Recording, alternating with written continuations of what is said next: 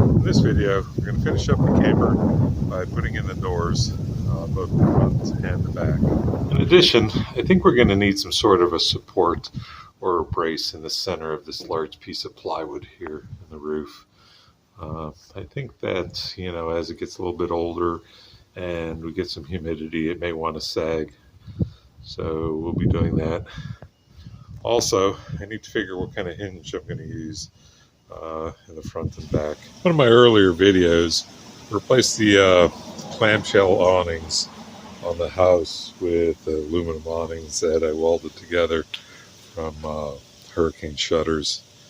And these hinges, I was actually going to melt them down for some aluminum melting, but I did still have them, and these are a possibility. The other option is to just use a door hinge or piano hinge and then put something flexible that I can seal to both sides. But I'm not sure. I guess while I vacillate over how to handle this, I'm going to go ahead and start making the frame. So I was thinking that I'd like to go ahead and do that center support first, and I settled on using a piece of the bed frame. So the downside of using this type of material is that I needed a piece 73 inches long, and the longest piece I have is 69 inches. So that means I'm going to have to weld the two pieces together. Additionally, it gives less than perfect look when you have a bunch of these spots where there's rivets and holes and things like that. So, it's not all perfect, but still, steel's pretty darn expensive, so I'm glad to use it. So I've gone ahead and put the cross member in the center, and it's just up there with the 1032 screw, double knotted, but I think that 1032 screw is going to be plenty strong enough. Also, I got my frame, the top part of my frame laid out here, so that's kind of for the door.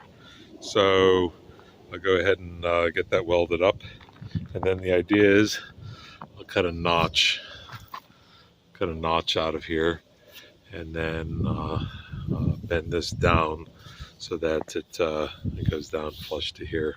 So that'll be a single piece on the outside. So I've got the beginning of this frame welded up for the front door, across the top and down the sides.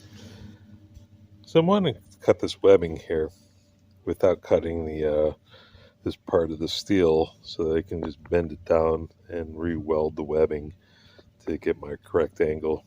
So I'm starting off with an angle finder here. And since this doesn't come to a sharp point, but I'll need one, I'm transferring it to this piece of thin steel, and that way I can cut it out and get a little template. And I'm satisfied with that. So I've got my notch cut out, a little bit of fine tuning here, and I should be in pretty good. It's getting hung up a little bit on the inside. It's not closed all the way, but I should be able to take care of that pretty easily. So I've got the frame for the front door complete, so I can't procrastinate anymore. I got to figure out my hinge. So this hurricane hinge is something that a lot of camper builders will use to build their hinges, and the reason is that it's inherently waterproof. The water comes around here. It has to take a long path to go all the way from the outside here to the inside here. So, and I was hoping to use that, and I think I'll be able to on the back door just fine, because the back door is straight up and down. So, we start with the hinge in this orientation.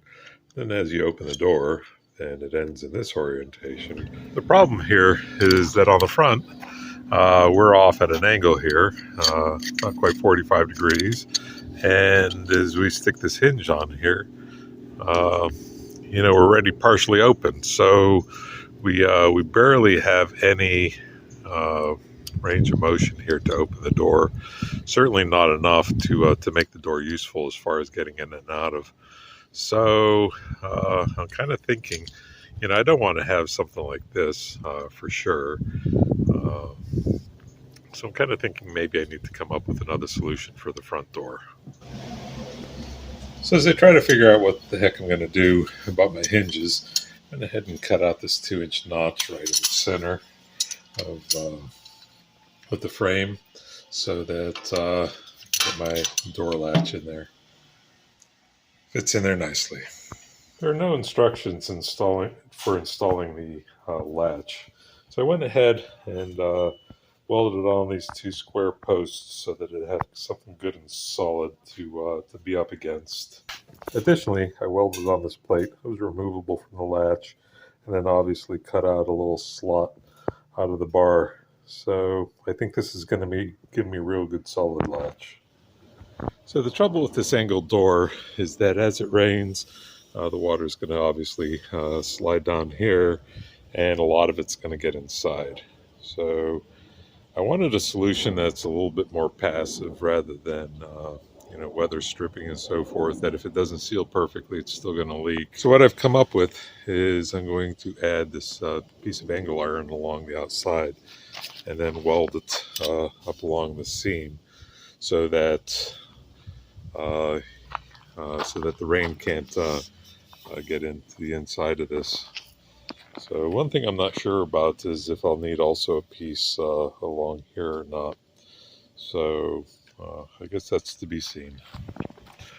Also, what I've decided to do for a hinge is I'm just going to use a utility hinge up here. So, and then obviously that leaves a rather big gap. So what I plan to do is I bought this length of garage door weather strip, and I'm just going to glue it at either end, across this joint. And then obviously this will flex perfectly fine as I open and close the door. So I think that'll give me a pretty good seal. So I have the frame for my front door complete, and including the way that the water is going to keep out. Doesn't show so well, but there's an angle iron. So my T-bars along the top and angle iron folding along the top here. So the water would actually have to go in, across, and back down to make it into the camper. So this is a piece of plywood with the fiberglass covering to go in the front door. And one thing I would have done differently when I started the project, I use contact cement, and in the past it's always been amazingly strong, but in this application it didn't stick so well. But in this case, it's actually going to help me. I haven't lifted on it yet, but this is coming right up. So I don't know if it's because the plywood was too porous, kind of looks like it, but it didn't really stick. So there we go. Once again, in this case, it was an advantage because what I'm going to do is I'm going to put the plywood, or the fiberglass rather, is going to go in a single piece, but the plywood behind it is going to be cut along the bend in the door to support the fiberglass. So I got my panel in, and pretty happy that I don't have a seam in the front along the bend. A little bit of a gap here in the support, and to allow for the fiberglass piece to bend. It couldn't go all the way up to the edge, so I couldn't go all the way to these two parts touching, because then it would have forced the the fiberglass into too tight of a radius and cracked it, I think. So I just kind of eyeballed what I thought would be right, worked out right. I don't know that I could have gone much tighter, maybe a little bit, but we got it all together here. So get the door handle in, and this panel should be complete. So I have my door mounted and my handle put in. That didn't work out so well. It would have been nice if it came with a template, but I went over a little bit on my cut. It's kind of covered okay with the RTV, but it would have been nice had the material stayed a little bit more under the latch. So with the hinge at the top, one of the things I was really kind of not quite figuring out is how was I going to seal this? Because there's a gap underneath there, and I had all kinds of ideas of rubber gasket with some backing plates and seal it with RTV. And then after a little bit of thought, I just kind of settled on a strip of black duct tape. So it's going to rain in a couple days. We'll see how it works, but I'm thinking that's actually a pretty elegant solution. So we'll see. You know what they say, spare the duct tape, spoil the job. I just got back from the Home Depot with the last bit of material I'm expecting to buy for this project. This nice heavy 3/4 inch piece of plywood that was $42. So it brings the total for the trailer to $1,150. So the number isn't exact because, for instance, I bought 5 gallons of the polymeric sealant, and so far I've used less than a gallon, and I'm expecting to be just over a gallon. So that was expensive. The fiberglass coating, I could have gone with poor man's fiberglass and got a reasonable looking trailer. Had I done that, easily could have taken it under $200. $200 less expensive. So, there are some decisions I made because, like with the polymer sealing, for instance, I needed it around the house anyway. So, and then this, I think it looks nicer than the poor man's fiberglass. But considering that the total of the trailer was less than $1,200, $200 is pretty significant. So, anyway, there we are. So I am going to cut that floor and get that installed. So today's a bit of a rainy day, so I'm putting my painting and coating plans on hold and take a look at an issue that came up here. When I made this frame on the back side here, I had to cut away the T-channel here, and then I welded in this plate for the door latch. And the trouble is that this plate that I welded in is nowhere near strong enough. So what's happening is the frame is kinking right here. The trouble is because I have this wraparound type of construction here to go around the door here for water tightness. It is binding now in here, because the door isn't really flat anymore. So I was thinking that the plywood was going to be enough to kind of straighten it out, but it's not. So I'm going to have to do something to straighten that out if I want this door to work properly.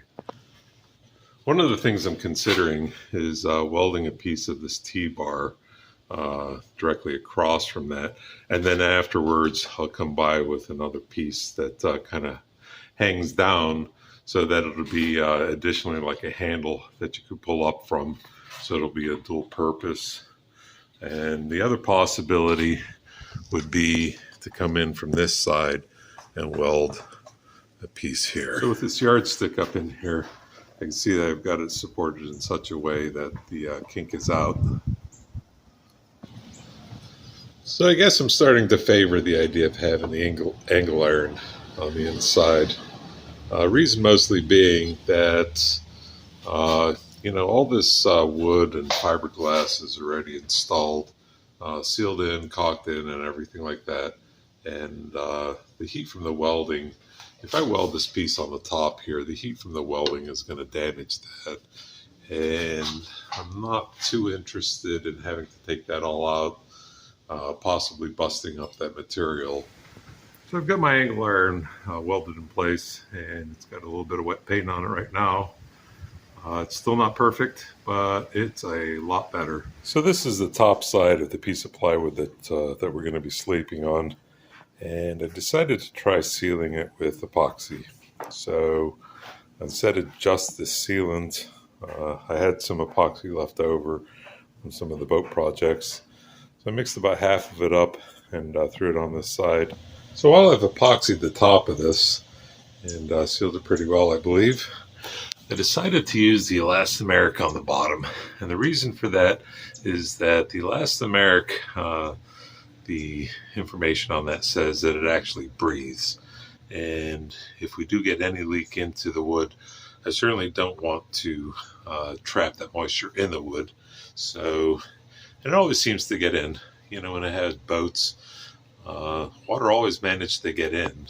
Didn't seem to ever want to come out though for some reason.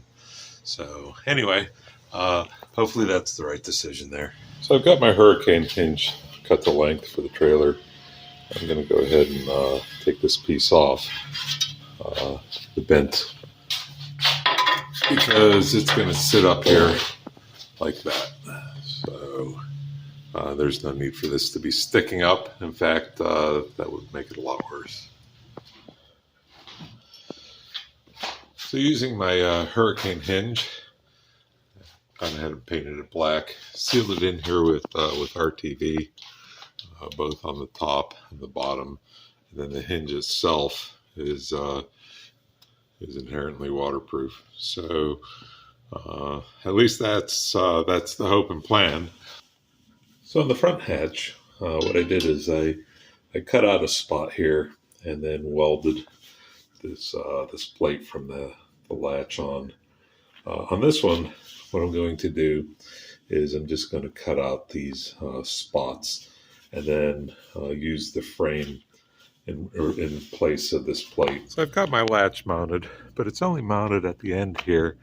And like I did on the front door, I want to get a couple posts here so that it's good and solid. You know, I don't care for any kind of a door latch that kind of wobbles around as you're moving it around. So, but as I tested it out, there's wobble in the door, it's loose. It didn't work out like it did in the front. So I'm going to weld a couple pieces of steel here to kind of thicken it up so I get a nice solid latch when I close the door. So I didn't have any more box section that was in reasonably good shape to make those supports for the latch. So I'm going to go ahead and fabricate it out of this piece of bed frame. So I've got my door latch in and I'm happy with how it operates.